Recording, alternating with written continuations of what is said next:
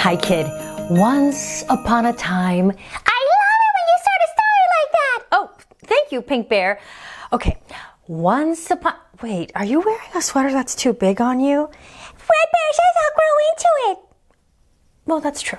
Okay, once upon a time in 1823, Clement C. Moore wrote a... what's the C stand for?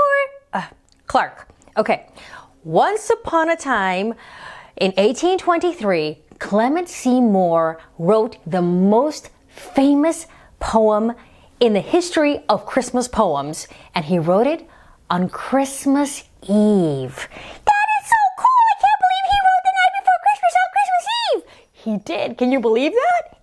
Well, yeah, because you told me, I totally believe you. So now, I'm about to read it to you, but this book is a little bit different from most of the other Twas the Night Before Christmas books. What makes it different? Isn't this the same poem and stuff? Yes, same poem.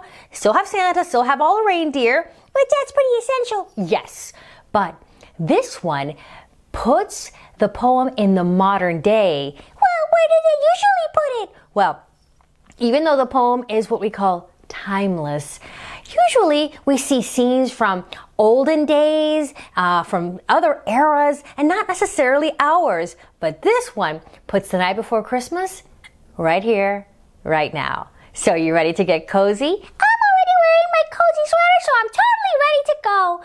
You keep interrupting StoryTeller. Let's go. Move along, Pink Bear. Sorry about that. Oh, thank you, Red Bear. It's okay. I'm also feeling very cozy, and I got my cozy hat on. Yeah, this is a really cozy story. In fact, you know what? Let's make it a little cozier in here, shall we? Let's do this. Okay. Think with me. Really cozy thoughts. And we're going to do this. 1, 2, 3. Oh, you thought some good cozy thoughts. Ooh, this feels good. All right, I've got my sweater on. I hope you have your sweater on. I have my hat on. You don't have to have a hat on, but if it makes you feel cozy, do it. Oh, I am feeling very cozy with my hat, and I am ready to have you read The Night Before Christmas to me, Storyteller. Thank you, Abuela Bear. I'm ready too, but I'm getting kind of sleepy, and this coziness is really like a lot. Yeah, I know. Green Bear might fall asleep. It's okay. The night before Christmas, and right off the bat, we see the kids getting ready for Christmas. These guys are decorating. This girl right here, writing Dear Santa letters and painting pictures of a reindeer, probably to give to Santa Claus. These kids right here, do you know what they're doing? They're painting their own fireplace. You know why? Because they don't have one at home. But now they do. And these kids right here, oh, they are rolling out the dough for homemade Christmas cookies. She's writing her Dear Santa letter, and right there, carrots for the reindeer. Can't forget them. And the artist talks about how this poem was written almost 200 years ago. Yeah, the good stuff lasts forever. 'Twas the night before Christmas, when all through the house not a creature was stirring, not even a mouse. Do you see any mice? No, nobody's stirring. There are the carrots, there are the cookies, sleeping dogs lying. The stockings were hung by the chimney with care, in hopes that St. Nicholas soon would be there. And I can't help but notice that they they put a sign, Santa, pointing down to their Keurig coffee machine, because a little jolt of coffee on a long delivery night like this might be exactly what Santa needs. Oh, and look at the kids right here in their bunk beds. The children were nestled all snug in their beds,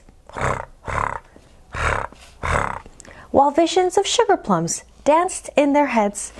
And Mama in her kerchief and I in my cap had just settled down for a long winter's nap.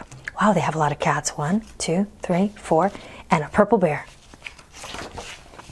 When out on the lawn, there arose such a clatter. Clatter, clatter, clatter, clatter, clatter, clatter, clatter, clatter. I sprang from the bed to see what was the matter. Away to the window I flew like a flash, tore open the shutters, and threw up the sash. And in this case, she's also grabbing her eyeglasses, the better to see Santa with. The moon on the breast of the new fallen snow gave the luster of midday to objects below, when what to my wondering eyes should appear but a miniature sleigh and 8 tiny reindeer. Do you hear that? It's the jingles, and it's not just my hat. He's a-coming. He's a-coming. With a little old driver, so lively and quick, I knew in a moment it must be Saint Nick. Now, Dasher, now... Oh, wait. I got ahead of myself. More rapid than eagles, his coursers they came, and he whistled and shouted and called them by name. Now, Dasher, now, Dancer, now, Prancer and Vixen, on Comet, on Cupid, on Donner and Blitzen, to the top of the porch, to the top of the wall. Now dash away, dash away, dash away all. Oh, oh, oh, oh, oh, oh, oh. Look at them. They're all going. Oh, some of them are looking back at Santa. Some of them are looking ahead. Some of them are looking to the side. You know, the reindeer are just like covering all the skies. As dry leaves that before the wild hurricane fly, when they meet with an obstacle, mount to the sky. So up to the housetop the coursers they flew, with a sleigh full of toys, and St. Nicholas too. Meow, meow. That's right, he's a-comin'. And then in a twinkling I heard on the roof the prancing and pawing of each little hoof. Oh, there he is right there. Oh, that chimney looks big. How's it gonna get all the way up there? As I drew in my head and was turning around, down the chimney St. Nicholas came with a bound. He was dressed all in fur from his head to his foot, and his clothes were all tarnished with ashes and soot. A bundle of toys he had flung on his back, and he looked like a peddler, just opening his pack. His eyes, how they twinkled, his dimples, how merry. His cheeks were like roses, his nose like a cherry. His droll little mouth was drawn up like a bow, and the beard of his chin as white as the snow. Look at how cute and small he is. That's right. He's a little old driver, and look at how tiny he is here. He's dwarfed practically by the size of the chimney. And over here we have a manger scene, and we have this beautiful white tree, and the cat is totally checking out the toys while this cat is totally checking out the Santa, who's totally checking out this cat. The stump of a pipe he held tight in his teeth, and the smoke, it encircled his head like a wreath. He had a broad face and a round little belly that shook when he laughed, like a bowl full of jelly. He was chubby and plump, a right jolly old elf, and I laughed when I saw him, in spite of myself. Oh. A wink of his eye and a twist of his head soon gave me to know I had nothing to dread. Little Rover knows he has nothing to dread. He's just checking out Santa. And I am checking out that coffee machine because it looks good to me. He spoke not a word, but went straight to his work and filled all the stockings, then turned with a jerk like this. And laying his finger aside of his nose and giving a nod, up the chimney he rose. He sprang to a sleigh, to his team gave a whistle, and away they all flew like the down of a thistle. Ooh, look at this festive park full of cool funky trailers and old cars, and there's a Frosty. But I heard him explain, ere he drove out of sight, Merry Christmas to all, and to all a good night. Oh.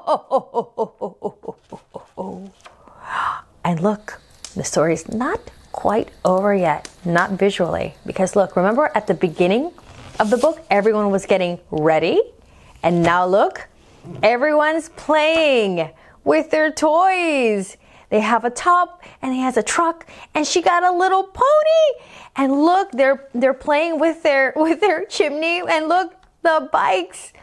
And look, these guys, remember they were baking and they had the carrots for the reindeer? And look at this, they got like a whole play set. This one's a farm, and this looks like the Empire State Building, and a horse. Oh, this is really cool. They got some good stuff. So now you have just enjoyed the most famous poem in all of Christmas history. And it's kind of like Jingle Bells. You don't ever just do it once a year. You have to hear this poem every year, maybe many times a year, and there are even variations of the poem because it is so famous. Storyteller! Oh!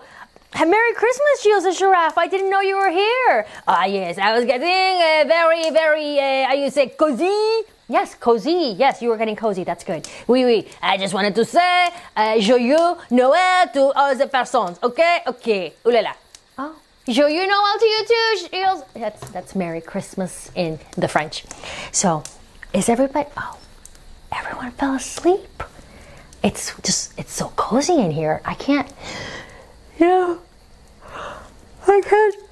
say that I blame them. I mean, we've got the crackling fire going and it's late. And I've been thinking about naps and that long winter nap while Santa shows up, and I need to get back on my Christmas list. So I'm going to bid you good night and Merry Christmas. If you want more Christmas stories, I'm going to put them down below in case one is not enough and you're feeling all cozy, but you're like, more, storyteller, more. I have a big cup of cocoa and I'm going to drink it all while I watch stories. So I'm going to put those down below. I'm going to put some free wallpapers on KidTimeStoryTime.com for you to have to enjoy the season or whatever season you want. And just remember that I wish you all a merry night every single night.